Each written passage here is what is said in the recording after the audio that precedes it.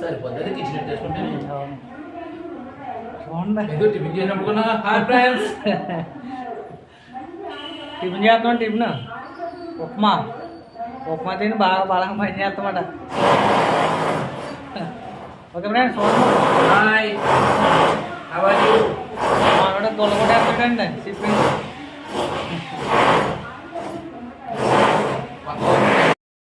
friends మరి ఈరోజు అయితే షిప్పింగ్ చేస్తున్నాం చూడారు కదా ఆల్రెడీ షిప్పింగ్ మొదలెట్టాం ఫ్రెండ్స్ కూడా చేస్తున్నారు